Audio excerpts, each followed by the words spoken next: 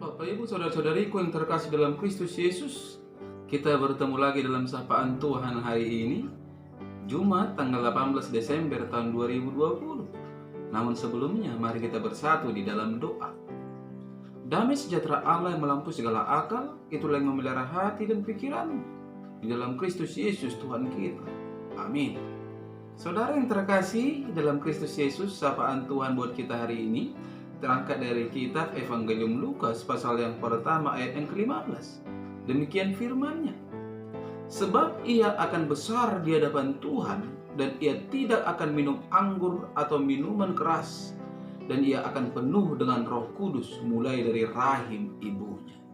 Sampai situ firman Tuhan. Saudara yang terkasih, saya mengangkat tema dari kebenaran firman ini, yaitu bertumbuh dalam Tuhan.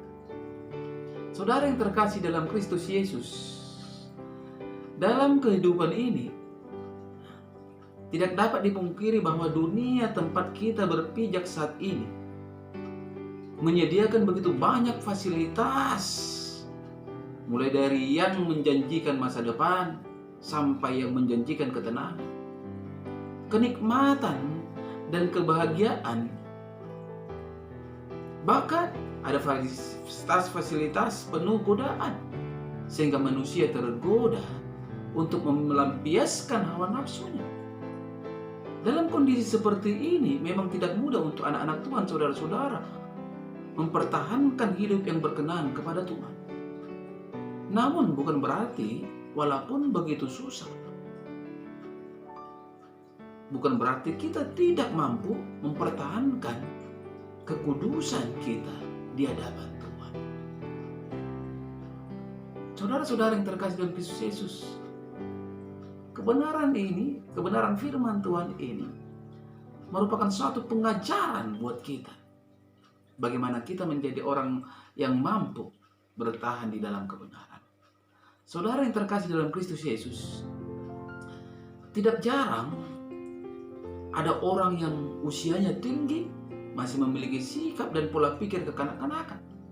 Di sisi lain, tak sedikit pula orang berusia muda yang menunjukkan kedewasaan dalam berpikir, bertindak, dan mengambil keputusan yang benar.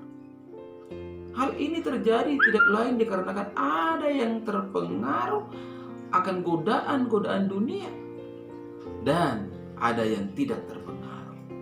Agar menjadi pribadi yang tidak gampang terpengaruh akan godaan dunia itu, kita harus menjadi pribadi Kristen yang bertumbuh tidak hanya dalam pola pikir, tetapi juga secara rohani. Ini adalah sebuah proses yang harus kita lakukan terus-menerus. Bukan sesuatu yang bisa diperoleh secara instan. Demikianlah hidup Yohanes Pembaptis. Dalam sapaan kita saat ini yang disampaikan malaikat Tuhan kepada orang tuanya Zakaria, ia akan besar di hadapan Tuhan dan penuh Roh Kudus mulai dari rahim ibu. Artinya mulai dari rahim, saudara-saudara. Seseorang harus sudah ditempa dan dididik. Artinya ketika kita memutuskan menjadi murid Yesus yang sejati, kita harus ibarat bayi yang baru lahir yang akan selalu diisi nutrisi terbaik, yaitu air susu yang murni. Demikianlah kita harus mengisi diri dengan hal-hal murni, mulai dari dini, mulai dari bayi.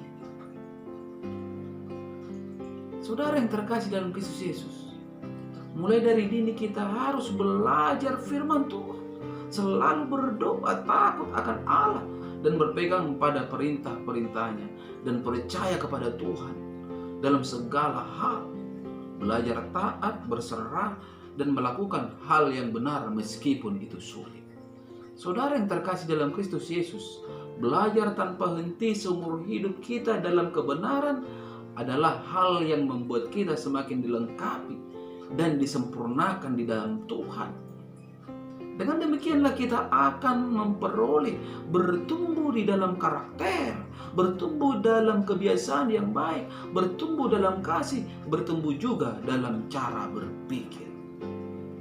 Olehnya kita akan bertumbuh tidak menurut standar dunia, tetapi fokus pada perkara-perkara Allah, tidak sibuk memikirkan hal-hal yang terlalu tinggi dan mempersoalkan hal-hal sepele, tetapi selalu berpikir sederhana dengan cara pikir yang benar dan sesuai dengan firman Tuhan. Demikianlah hidup Yohanes, saudara-saudara, ditempa agar ia mampu hidup melayani Tuhan, agar ia layak hidup melayani Tuhan.